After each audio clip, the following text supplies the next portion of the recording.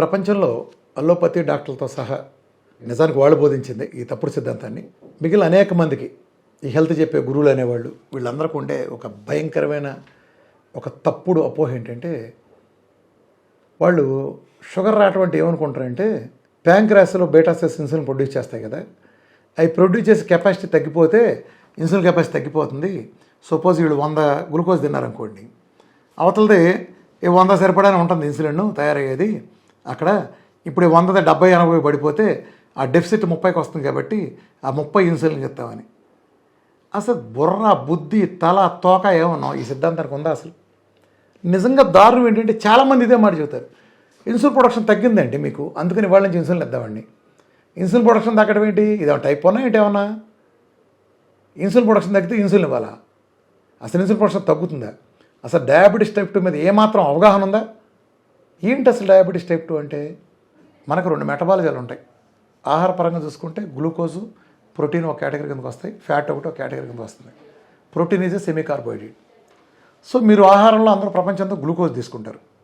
ఈ గ్లూకోజ్ తీసుకున్నప్పుడు మీరు మన సెల్కి ఒక కెపాసిటీ ఉంటుంది.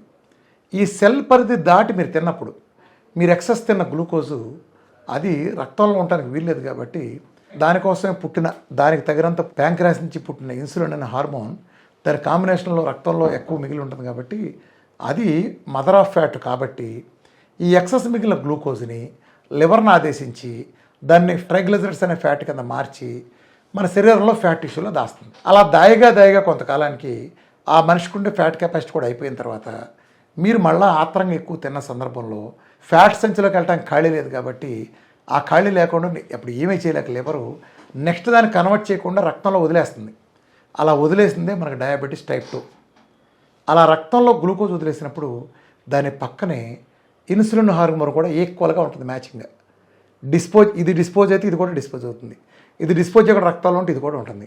అంటే నువ్వు డయాబెటీస్ వచ్చిందన్నావంటే ఫ్యాట్ టిష్యూ కానీ సెల్ కానీ ఖాళీ లేకపోవటం వల్ల రక్తంలో మిగిలింది కదా, ఆ మిగిలింది రక్తంలో పేరుకుపోయింది అనుకోండి. మీరు తిన్న గ్లూకోజ్ తిన్నట్టు పేరుకుపోతే దాన్ని మీరు మన భాషలో 200 300 నాకు షుగర్ ఉంది బ్లడ్ షుగర్ అంటారే, అలా 300 ఉందంటే మీ ఇన్సులిన్ కూడా దాని పక్కన అంత ఉన్నట్టు లెక్క. దీన్ని మీరు హై గ్లూకోజ్ని మీరు డయాబెటీస్ టైప్ 2 అంటే it is nothing but high insulin కూడా టైప్ 2 డయాబెటీస్. దానికి ఇంకో పేరు అంతే, టైప్ 2 డయాబెటీస్ అంటే హై ఇన్సులిన్ కూడా. టైప్ 2 డయాబెటీస్ అంటే డెఫినేషనే హై ఇన్సులిన్ అయితే మీరు మళ్ళీ ఇన్సులిన్ లేదంటారేంటి? ఏమన్నా బుర్ర ఉందా ఏమన్నా? అసలు మీరు ఎక్స్ట్రా తింటాం, ఆత్రంగా ఆపగా తింటాం, ఆ తింటం వలన ఎక్సెస్ గ్లూకోజ్ ఉండటం వలన మీరు ఇచ్చిన ఇన్సులిన్ ఆదేశాలను ఆ సెల్ ధిక్కరించి, ఎందుకంటే అది ఆల్రెడీ ఫుల్ అయి ఉన్న పరిస్థితుల్లో ఇన్సులిన్ ఆదేశించిన ఆ ఎక్సెస్ గ్లూకోజ్ని సెల్ యాక్సెప్ట్ చేయలేని పరిస్థితుల్లో అది ఇన్సులిన్ ఆదేశాలను ధిక్కరిస్తుంది. దాన్ని ఇన్సులిన్ రెసిస్టెన్స్ అంటాం. ఇదైతే మీరు ఎక్సెస్ తింటాం గ్లూకోజ్ రెసిస్టెన్స్ అయితే ప్యాంక్రాస్ ప్రొడక్షన్ కాలేదంటారేంటి? అంటే వీళ్ళ ఉద్దేశం ఏంటి? ఆడి సెల్ పరిధి సపోజ్ ఒక 6 ఇడ్లీ సరిపడా ఉందనుకోండి, ఆడి ప్యాంక్రాస్ ఒక 4 ఇడ్లీ సరిపడా ఇన్సులిన్ ఉత్పత్తి చేస్తే 2 ఇడ్లీ సరిపడా ఇన్సులిన్ ఇస్తున్నారా? ఏమన్నా బుర్రా జ్ఞానం ఏమైనా ఉందా? అసలు ఏమన్నా ఉందా సైన్స్కి? ఇందుకే మీ మూలం తగ్గినాన్ని ఒక్కడు చూపిస్తే 2 కోట్లు ఇస్తానంటే 6 ఏళ్ల నుంచి కిక్కురు మనకుండా తప్పించి పారిపోయేది. తెలంగాణ ఐఎంఏ కూర్చున్నా చేతపడి కంటే ఘోరమైన అలోపతిక్ డయాబెటిక్ వైద్యం నేనంటే దమ్ముంటే కేసు పెట్టమంటే వాళ్ళు పెట్టిన కేసు ఏంటి తెలుసా? పెట్టారు నా మీద. ఏం పెట్టారు తెలుసా? కరోనా టైంలోనంటే నేను విధులకు ఆటంకం కలిగించాను డాక్టర్లకి. ఇది అసలు దాని దమ్ము లేదు. మందులు మరొక రోజు మురుగుంట్లో పారేయండి, ఒక్కడిని తగ్గించినట్టు చూపిస్తే దీని సమాధానం ఉండదు. అంటే ఇలా ఉంటుంది. అంటే సమాధానం చెప్పలేనప్పుడు ఇలాంటివి వస్తాయి. ఏమాత్రం అవగల ఇన్సులిన్ ప్రొడక్షన్ తగ్గడం ఏంటి? తమాషా ఏంటంటే ఇది నిజంగా నమ్ముతారు. అసలు అంటే వేరే అనుకునే దాంట్లో ఇన్సులిన్ ప్రొడక్షన్ తగ్గాడు ఇన్సులిన్ ఇస్తున్నాం. ఎంతమంది తగ్గించారు? మరి ఇన్సులిన్ ప్రొడక్షన్ అయితే ఇన్సులిన్ ఇస్తే ఎక్సెస్ షుగర్తో సమస్య ఉంది. ఏమన్నా అసలు అర్థం ఉందా?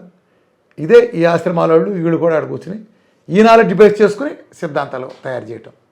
అసలు మీ బేసిక్ నాలెడ్జే పునాది అయితే మీరు 2 రోజులు 3 అని నమ్మారు. మీరు దాన్ని బేస్ చేసుకుని మీరు ఎంత ఫార్ములా తయారు చేస్తే మాత్రం ఉపయోగం ఏంటి? మీ బేసే రాంగ్ అయినప్పుడు మీకు అసలు బేసిక్గా తెలియదు కదా, అసలు డయాబెటీస్ టైప్ 2 అంటే తెలియదు కదా. అందుకే కదా మీకు తగ్గింది. నాకెందుకు తగ్గుతున్నాయి? నా డయాబెటీస్ టైప్ 2 తెలుసు కాబట్టే నాకు తగ్గుతున్నాయి. డయాబెటీస్ టైప్ 1 అంటే తగ్గుతుంది కాబట్టే సిపెప్టైడ్ 0.16 ఉన్న 3.5 చేయగలుగుతున్నా.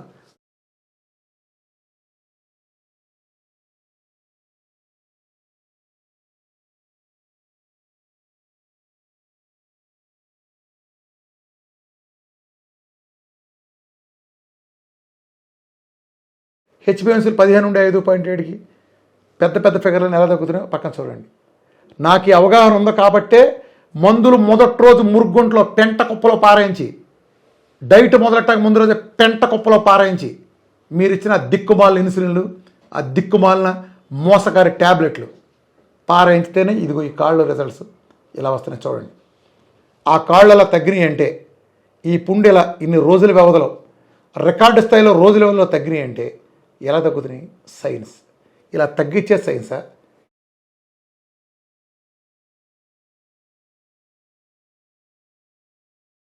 ఇప్పుడు మీకు ఇంకో బొమ్మ కూడా చూపిస్తా చూడండి.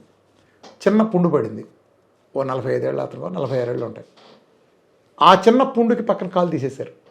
ఇదేనా మీ బోడీ సైన్స్? ఇదేనా మీ బోడీ సైన్స్? ఎందుకు నేను ఇంత ఆవేదనగా చెప్తున్నాను? ఈ ఫోటో ఒక్క మాట చూస్తే మీకు అర్థమవుతుంది. ప్రజలందరూ ఈ ఫోటోని చూడండి. ఒక ఆయనకు వచ్చింది చిన్న పుండు. మన డైట్ చేస్తే 10 రోజుల్లో పరిగెత్తేవాడు. 10 రోజులు పరిగెత్తేవాడు లిటరల్గా. మోకాల దాకా తీశారు. అతని జీవితం ఏమవుతుంది చెప్పండి? మన ఇంట్లో మన పెద్దవాళ్ళకు వాళ్ళకు ఒక కాలు తీసేశారు.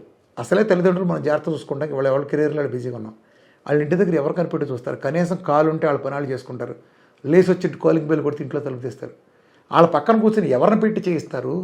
వీళ్ళు ఎక్కడ చేస్తారు? ఆ కుటుంబాలు ఛిద్రమైపోతాయి. కాలు ఇంత పుండు పడితే అంత కాలు తీసేశారంటే నిజంగా మీకు తెలిసి డబ్బు కోసం కొంతమంది, అందరూ కాదు కొంతమంది, తెలిస్తే నిజంగా చాలామంది పంపిస్తున్నారు. ఏదిలా వచ్చింది కదా మాకు కదా ఇటు వీరమాచలం గారు డైట్ చేసుకో, రామకృష్ణ గారు హైదరాబాద్లో ఉంటాడు ఇల్కలు అని పంపించినట్టు కనీసం నా దగ్గర 50 మంది వచ్చారు ఈ మధ్యకాలంలో. డాక్టర్ గారు చెప్పారండి, హ్యాట్స్ ఆఫ్, మీకు చేతులెత్తి నమస్కారం పెట్టాలండి. అలాంటి వాళ్ళు ఉన్నారు సమాజంలో. ఇంకా దుర్మార్గులు ఉన్నారు.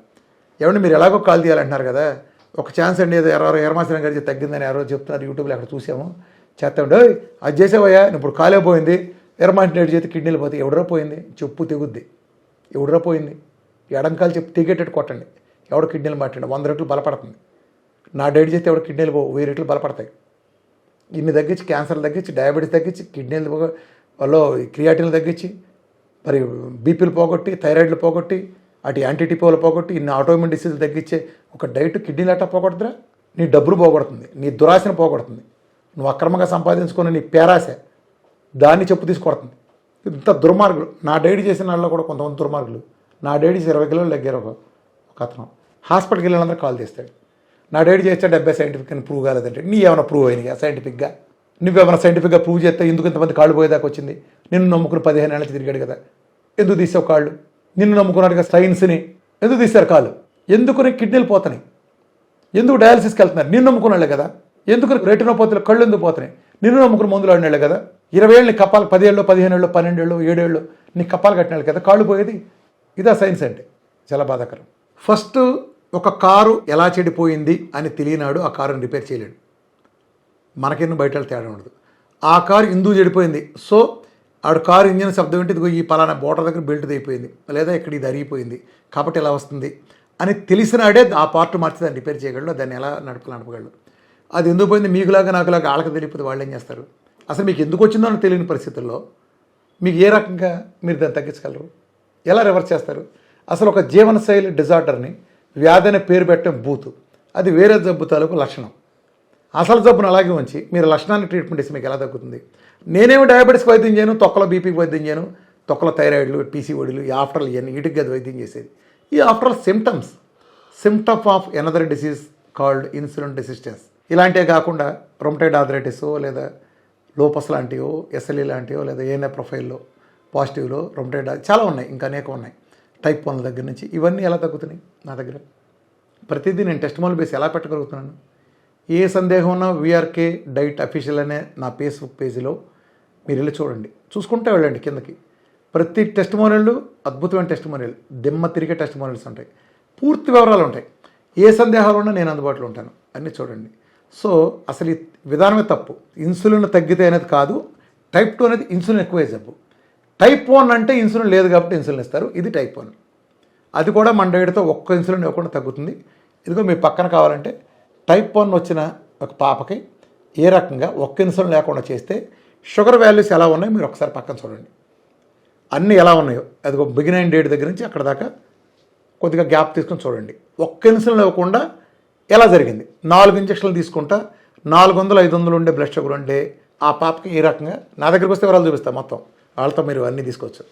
ఏ రకంగా ఒక 1 మంత్ డైట్ చేస్తేనే ఇట్లాంటి అద్భుతమైన ఫలితాలు హెచ్బిఎన్సీ 15 నుంచి 5.7 రావటం, లేదా 11.2 నుంచి 5.0 రావటం, అట్లనే సిపెప్టైడ్లు డబుల్ అవటం, నార్మల్ స్టేజ్ రావటం, వాళ్ళు భోజనం చేస్తున్న కూడా నార్మల్కి వెళ్ళే స్టేజ్కి ఏ రకంగా అలా నిలబడిపోయింది అది. అవన్నీ అందరికీ తగ్గకపోవచ్చు. కొన్ని పొరపాట్లు చేసేవాళ్ళు డయాబెటిక్ కీటో ఎసిడోసిస్ బాధపడే వాళ్ళకి ఎక్కువ టైం తీసుకోవచ్చు, లేదా కొంతమంది ఓర్పులేక చివరిదాకా చేయకపోవచ్చు. ఆ కేసు తప్ప ఎక్కువ కేసులు చక్కగా రివర్స్ అవుతాయి. ఎలా తగ్గుతున్నాయి చెప్పండి. ఈ రిపోర్ట్ మీరు ప్యారల్గా మీరు సైన్స్ చెప్తున్నారు కాబట్టి మీకు ప్యారల్గా ఒక్క టెస్ట్ మార్క్ చూపించండి. నేను ఇచ్చే ప్యారల్గా టెస్ట్ మార్క్. నేను ఇప్పుడు పైన మీరు ఇప్పటివరకు చూసిన ఈ టెస్ట్ మార్క్లు గ్యాంగ్రీన్ చూపిస్తారా, ఇంకోటి చూపిస్తారు, ఇవన్నీ కూడా ఈ గ్యాంగ్రీన్లన్నీ ఈ రిపోర్ట్లన్నీ కూడా ప్రముఖ డాక్టర్లు అందరూ తీసేయాలని నేను దగ్గర చూపించినాయి. ఇంకా బోల్డ్ ఉన్నాయి, కొంచెం పిక్చర్ సారిపోయింగ్ ఉంటే కూడా అన్నీ చూపించలేను. సో అది కాబట్టి అసలు ఆ సిద్ధాంతమే తప్పు. ఇన్సులిన్ ఎక్కువ అవటాన్ని టైప్ 2 డయాబెటీస్ అంటారు. ప్యాంక్రియాస్ అద్భుతంగా బ్రహ్మాండంగా ఉంటుంది, ప్రొడక్షన్ 100% అత్యద్భుతంగా ఉంటుంది టైప్ 2 డయాబెటీస్ వాళ్ళకి. ఎవరో కొంతమంది పోతుంది, అది వేరే విషయం. నేను అసలు అందరికీ అని చెప్పట్లా. కొంతమంది ప్యాంక్రియాస్ ప్రొడక్షన్ తగ్గచ్చు, బట్ దాని మూలన ఇన్సులిన్ రెసిస్టెన్స్ అనేది చెప్పారంటే అది పెద్ద బోటకం. అది సో తగ్గించినాడు చెప్పేదే సైన్స్. ప్రపంచంలో ఒక్కడిని కూడా తగ్గించలేకుండా చెప్పేది సైన్స్ ఎట్లా అవుతుంది? ర్యాకెట్ ఎగరేసినాడు సైన్స్ అవుతుంది. ఈ టెక్నాలజీ ఏమైనా వాడినండి వేరే విషయం, ఎగిరి చూపించగలిగినాడు. ఏ దేశం బోల్తా కొడితే నేల నుంచి నడ్డి నుంచి సట్రం కూడా లేపలేని చూసి నేను విమానాన్ని కనిపెట్టానంటే ఎట్ట కుదురుతుంది?